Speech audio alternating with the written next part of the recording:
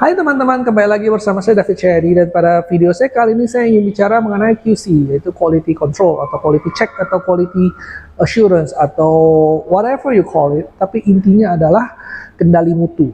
Apa itu kendali mutu? Nah, kendali mutu itu adalah kalau kamu punya usaha, kalau kamu punya pekerjaan, kalau kamu punya bisnis atau apapun, kamu harus ada yang namanya satu divisi QC. Katakanlah hal yang paling basic saja ya, kayak masak nasi goreng. Saya gerobak nasi goreng. Itu udah very basic thing, sebuah bisnis yang paling basic. Bagaimana cara QC saya? Kalau pas kamu masak, kamu harus cicipin. Jangan mentang-mentang, oh saya masak, oh saya sudah 10 tahun nih, saya udah 5 tahun masak nih ya. Saya nggak cicipin. Kadang-kadang kita keenakan, kita lupa bahwa kadang-kadang kita tangan mungkin udah saking memori ya, nebar garam semua udah terlalu hafal sampai kita juga kadang nggak sadar bahwa rasa masakan kita sudah melenceng pelan-pelan, sudah makin ngaco.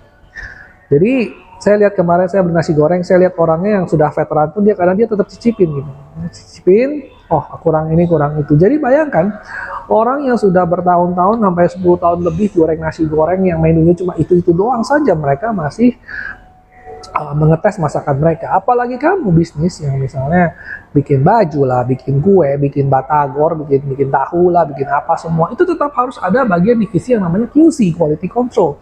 Kalaupun kamu tidak bisa mencoba satu-satu semua masakan kamu, ya minimal kamu random bisa. Nah, cara QC itu ada macam-macam ya. Kalau saya di garment itu saya memang ada pegawai yang memang spesialis QC. Dia tuh spesialis mencari jahitannya nggak bener, rajutannya nggak bener, lubangnya di mana. Itu spesialis, mereka cari, mereka ada alatnya, mereka ada papannya, mereka sengaja cari. Tapi kalau masakan gimana kok? Ya kalau masakan ya kamu harus kayak tadi udah cobain. Kalau saya pedagang kelontong, bagaimana? Pedagang kelontong ya kamu harus cek barang-barang yang kamu jual. Misalnya kamu jual sapu, jual kalengan, jual segala macam. Apakah celengan yang kamu jual itu bentuknya oke? Apakah ada defect? Apakah ada rusak? Apa ada? Itu adalah quality control gitu. Jangan sampai kamu menjual sesuatu yang tidak pantas dijual. Karena memang orang nggak akan pusing-pusing minta ganti rugi lah ya. Tapi 1-2 kali kamu akan kehilangan pelanggan.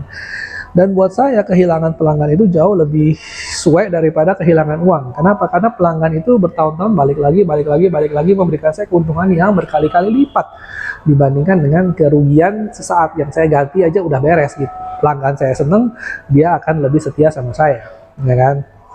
Nah, jadi QC itu jangan pernah kalian lupakan. Apapun bisnis yang kalian lakukan, bahkan termasuk kadang-kadang kita seorang profesional pun, kadang kita nggak boleh lupa diri gitu. Kita harus tetap ada kendali mutu tentang karya kita, pekerjaan kita. Misalnya saya freelance designer, saya desain orang, saya jual, udah beres. Nah, kadang-kadang ada orang yang bikinnya asal saja, dia sendiri nggak meriksa kerjaan dia. Bahkan kadang-kadang ada yang ukurannya ngaco pun udah disubmit gitu kan.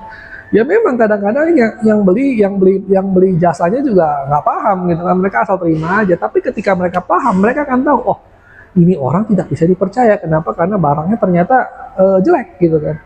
Nah, jadi jangan pernah meremehkan yang namanya kendali mutu.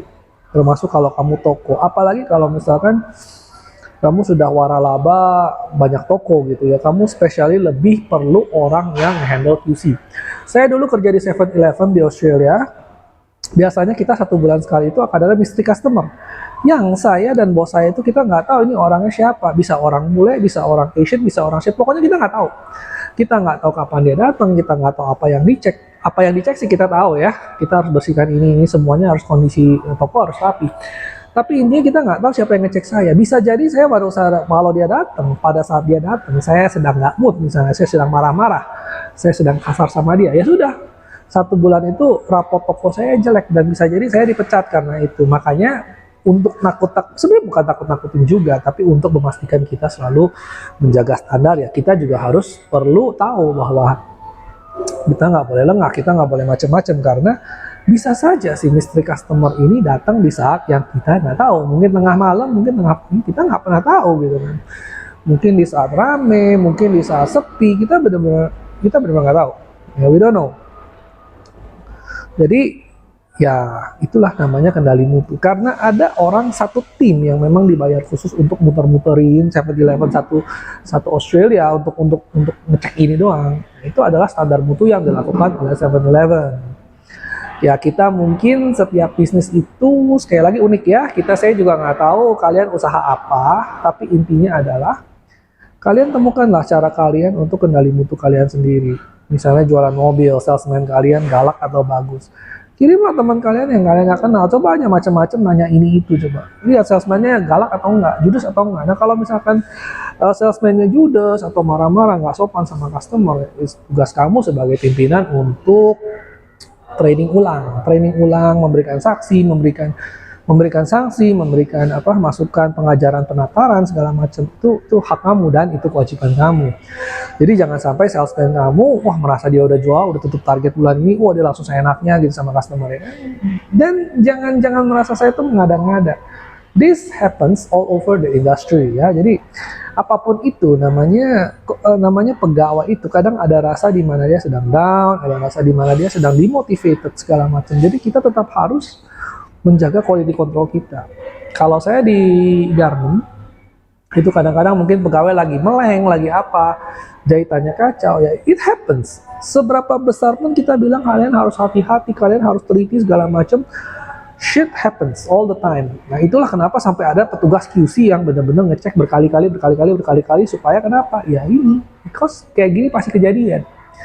Nah tugas kita itu bukan untuk mencari salah, tapi untuk meminimalisasi kesalahan supaya kesalahan bisa ditanggulangi. Ya jadi kalau ketemu kesalahan jangan tutupin, tapi ya untuk jadi bahan perbaikan.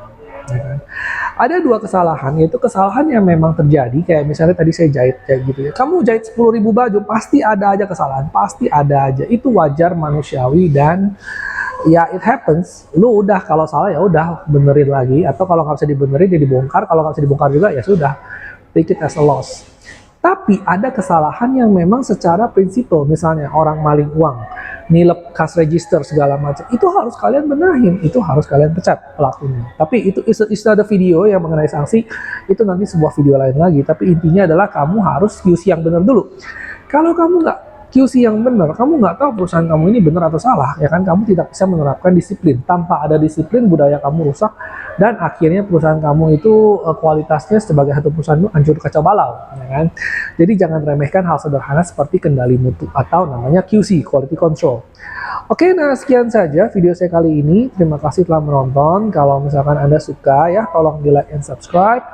Masih banyak lagi video-video saya yang kurang lebih mengajarkan hal-hal basic dan sederhana yang perlu kalian ketahui aja. Basic knowledge. Oke, nah sekian dan terima kasih.